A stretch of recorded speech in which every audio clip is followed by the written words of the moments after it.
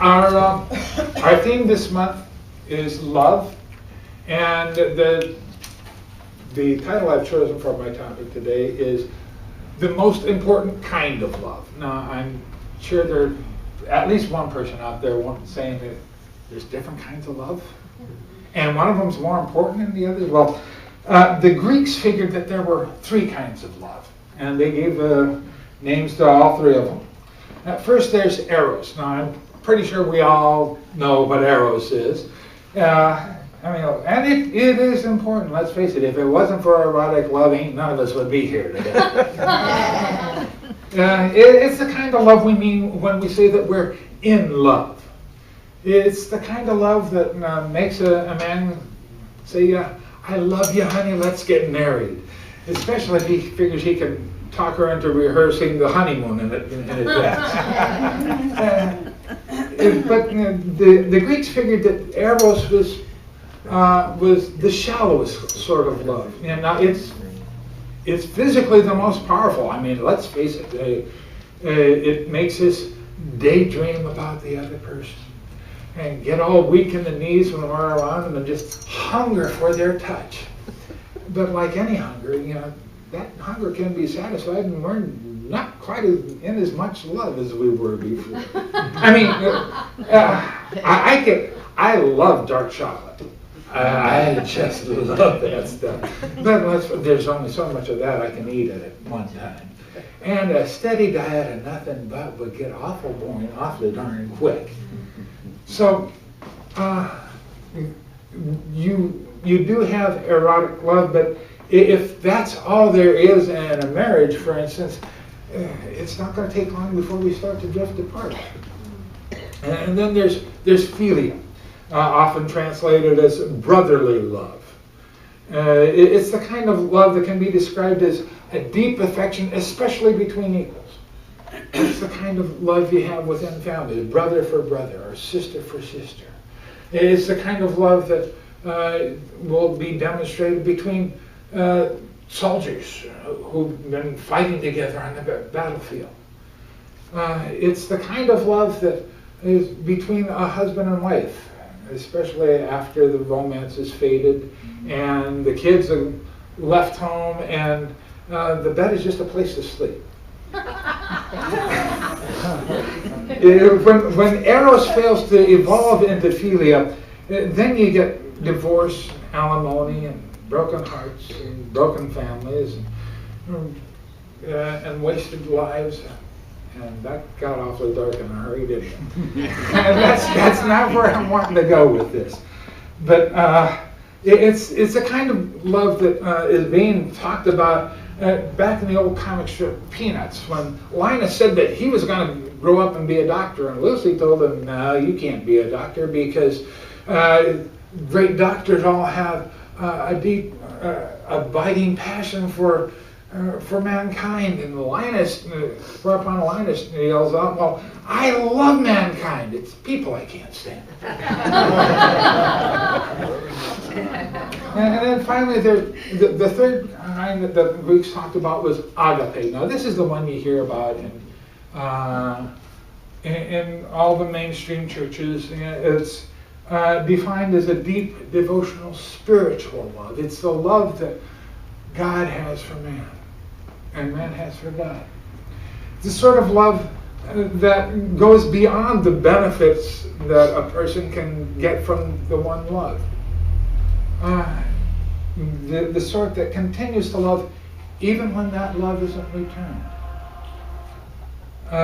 It's the sort of love that is shown by a woman who takes care of her husband who has Alzheimer's and sometimes doesn't even remember who she is.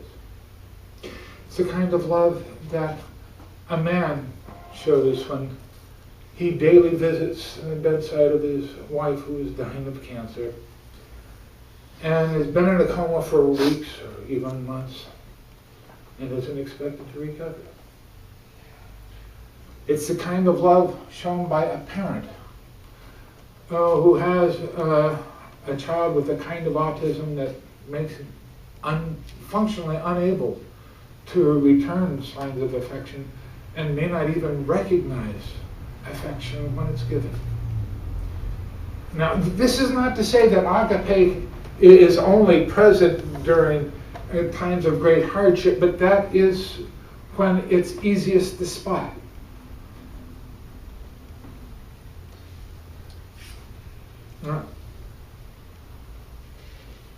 Like I say, I told you I was going to talk about the greatest kind of love. And which of these three is it?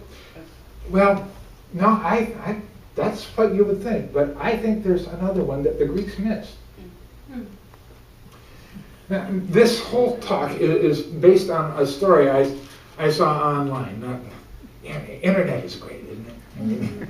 I mean, anything you can think of just about, if you can think of it, you can find it online.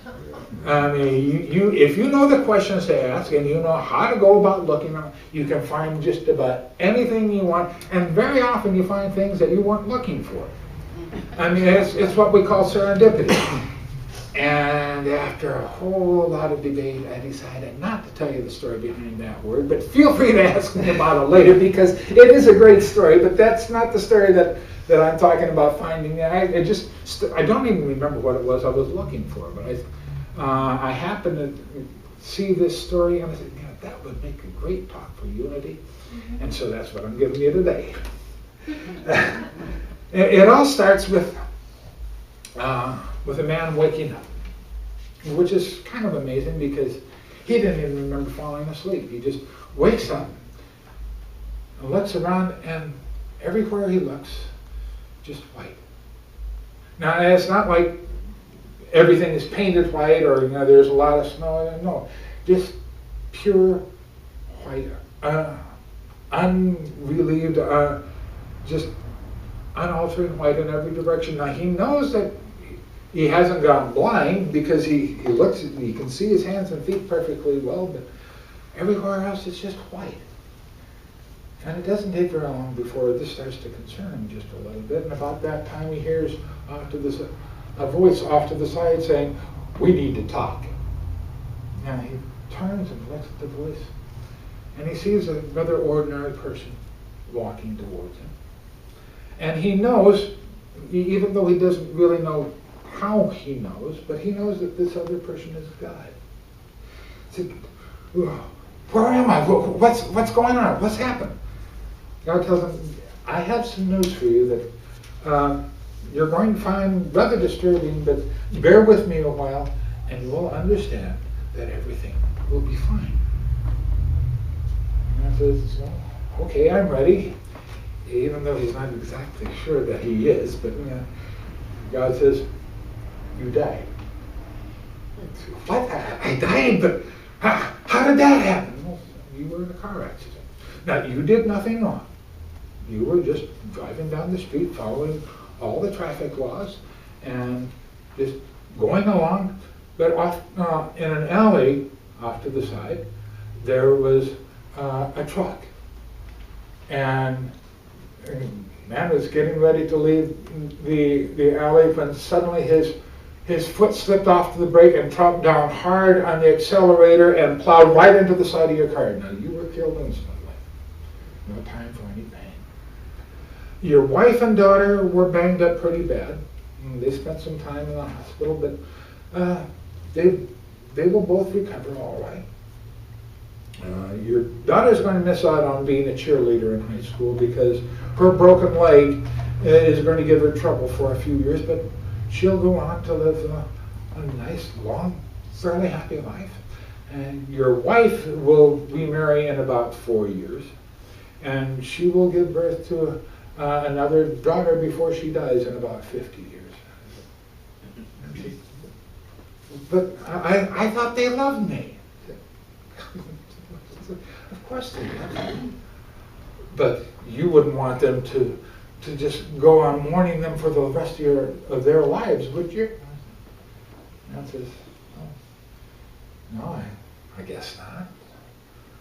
"So what happens now?" God says, "Well, I just told you, they're going to go live long, happy lives." He says, No, you misunderstand. I mean, what happens to me? Do I go to heaven or hell?" God smiles and said, "No. And neither one. It's there. Those places don't really exist. That was just the story you were told over on the other side, so that you could live what you call a good life. Then, well, what's the point of living a good life if I'm not going to go to heaven? And you know, I could have had a lot of fun over there if I didn't have to worry about going to hell later. And God just kind of smiles, but in the end, it wouldn't have been that much fun. And by living what you call a good life, you avoid causing or receiving a whole lot of pain. One reflects analysis that. I guess I can see that. So now what? Do I just hang around here for eternity? It's not.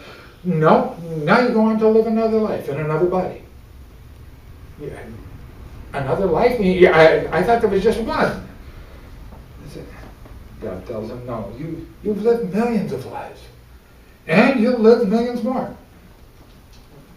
Millions of lives. Then why can't I remember them? The way things are on the other side, you weren't equipped to handle it. On this side, when you take the opportunity to examine all that you've done and all that you've been, you'll be able to see those lives for what they were. Part of the wholeness that was your experience. The man participant. What's the point of living all these lives if I can't remember them and learn from the experience? Learn how to avoid making the mistakes that ruin so much of the life I just left. And it says, the point is that you need to experience those mistakes in order to mature. That's why you need to have the other side of it all, to become the sort of being that I am. It says, okay, but what am I going to be next? God looked and said, well, next you will go to 1125 and be a Chinese girl. Yeah. I go back in time. How is that possible? God smiles. Well, time is no more real than heaven or hell. It's just something that was included in the other side to allow you to experience each new life. In the real reality, there is only now, as the mystics have been trying to tell you all along. Thanks for the mystics, huh? You know, that reminds me, if I'm going to keep going forwards and backwards in time, will I meet any of the great mystics or religious figures? For example, do I get to meet Jesus? God laughs and says, meet Jesus? Yes. Well, of course you met Jesus. You were Jesus. And says, I was Jesus? Really? He says, yes, you were Jesus. And Muhammad, and Gandhi, and Adolf Hitler, and Joseph Stalin, and Genghis Khan, and Attila. You were all of them. All of them? But how can that be? God says, you still don't understand. Every person in history, from Nebuchadnezzar to Joe the camel driver, from Joan of Arc to Baby Leroy, Julius Caesar and Brutus, they're all you. Betrayer and betrayed, benefactor and beneficiary, killer and victim, mother and child. It's only when you've experienced all sides of every story that you can reach the point where you and I can interact as equals. The other side was created just for you, so that you can reach maturity. It was created for you, from you. You are every tree, stone, person, place, or thing that you see over there. So that when you can act from that knowledge and understanding, you'll be ready to leave it behind. So that's all. That's really all there is. Just me. Everyone you meet on the other side, yes. That's an awful lot to wrap my head around. God smiled indulgently. Of course it is. That's why you have to experience it. not understand it with the mind you have over there. And it says, well then, when do we start? It doesn't, we already have. Now, that's an interesting story, but now it tells things, it tells about things that we don't really teach in Unity. Or does it? I mean, we believe that that to God there is no time, right? The past and the future are one with the present. Now, we also teach that we are all one. Do you believe that? Go ahead. Do you believe that? Okay. Well, if we are all one, then what's the difference between that and the story I just told you? If you are one with everyone you meet, then anybody you hurt, you're only hurting yourself. And anyone you help, you're only helping yourself. I mean, think about it. If we are all one, then the most important kind of love is to love yourself. Jesus said that the greatest commandment in the law was to love the Lord with all your soul, with all your heart, and with all your mind, and that the next great commandment after that was to love your neighbor as yourself.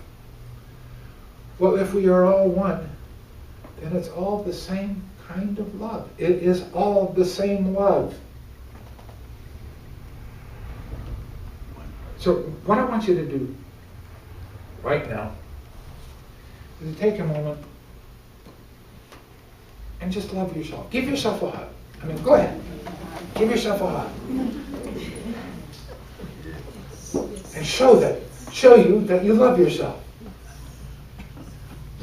Feel that love. And realize that if we are all one, then when you hug yourself, you are hugging this person over here, and that one over there, and that one there.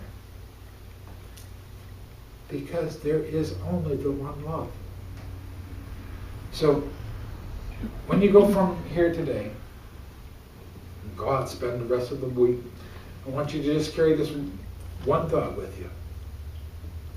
Love yourself, no matter where you meet it. Namaste.